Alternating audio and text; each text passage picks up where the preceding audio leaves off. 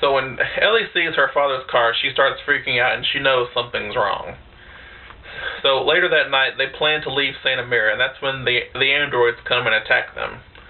See, Ellie gets taken to the factory, and then Chalice is running around trying to escape them. He makes his way back to the factory, and then he runs into this creepy old woman sitting in this chair doing knitting. Now this is one of my favorite scenes because it's like the light's really low. They're playing some creepy, dreary music, and it's just like some lady who has like hardly no features. He's like yelling at her and talking to her like, "Where's the girl? Where is she?" And she's just, I love that. And then you find out that it's an android, like I guess an original android from the 14th century, I believe he said. Well, so later, it's finally Halloween. Like the whole movie, it takes place like trying to get to Halloween. Like if the other Halloween movies, like 1, 2, 4, 5, 6, 7, Rob Zombies, and then Rob Zombie's Halloween 2, they all take place pretty much like the night before, like October 30th, going into Halloween. But this one takes place like 8 days before Halloween and building out. Like Halloween, it only takes place like within the last 30 minutes of the movie.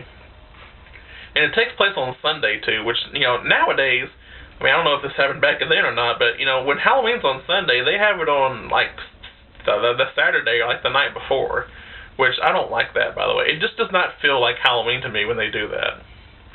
Not trying to be anti-religious, which I'm not. I'm pretty religious. I just don't like it when Halloween's on Sunday. So then we get to see, finally for the first time, what these masks will do. Cochran invites the Kupfer family over for breakfast and tea and a crumpet and some donuts. I don't know. So he puts them in a test room, and they play the weird, the 8 more, or Happy Halloween, Silver Shamrock, like that music.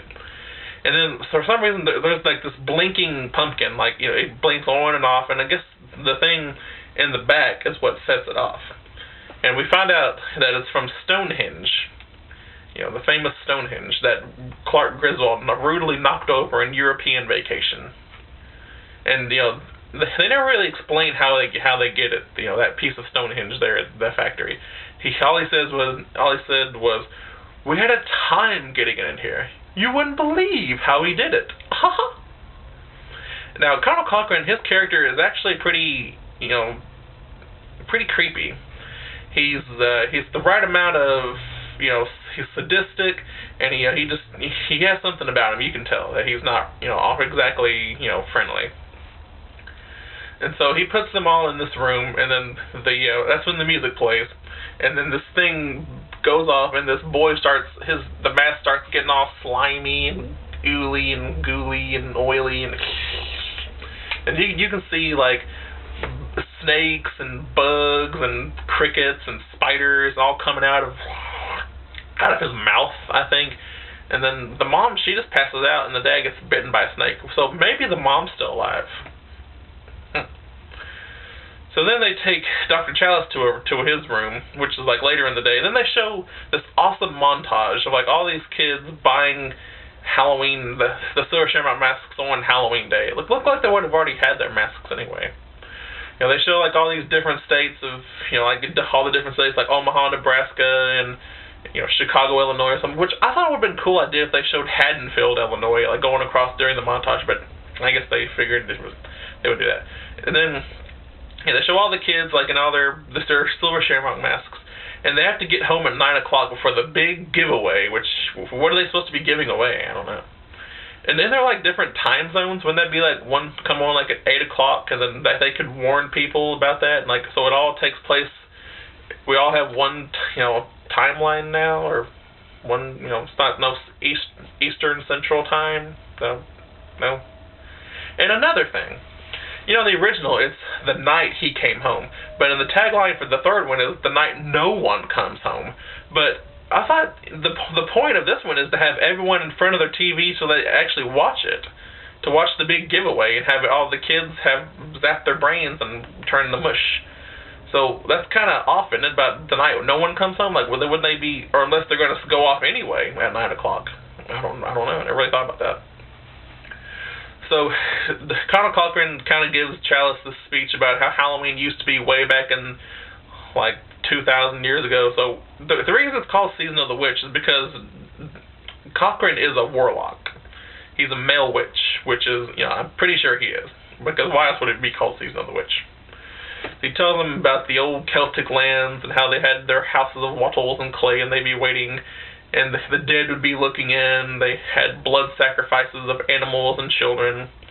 And so, Challis maybe thought no further than the custom of having kids going out begging for candy and stuff. So Conal Cochran sets them straight. Yeah. Then he turns on the original Halloween for Challis to watch, which is actually pretty nice. I love Halloween. He should watch Halloween before he dies. So he has about an hour to maybe stop this and save all the children. And then he gets the mask off, and he has his arms like in a sling, like kind of. So he, with this one mighty throw, he gets his mask off. So they put a mask. He was going to put a mask on him, Dr. Challis too. He takes his mask off and he covers the security camera. Not even Chuck Norris could do that. So that's why Dr. Challis is awesome. So then he gets Ellie. And then he takes all these the trademark pieces. They're like made of metal, and I guess it has the little Stonehenge pieces in it. And he throws them all over the place, and it zaps the androids.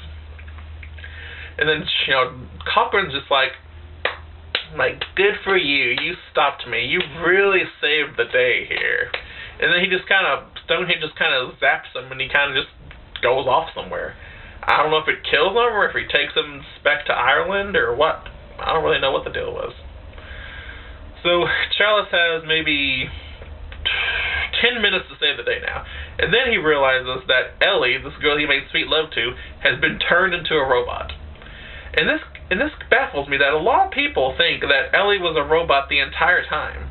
I mean, she's not like Austin Powers' wife and The Spy Who Shagged Me. She wasn't like a robot the entire time. I mean, it's probably, they took her to the factory, and that's when they changed her.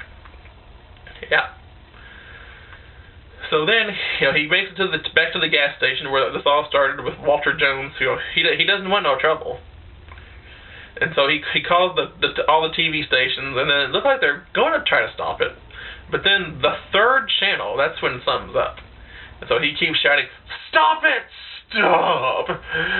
Stop it!" And that's what happens then? I don't know. They left it really ambiguous. Kind of leave it to your imagination. Does he save the kids? Do they all perish and die?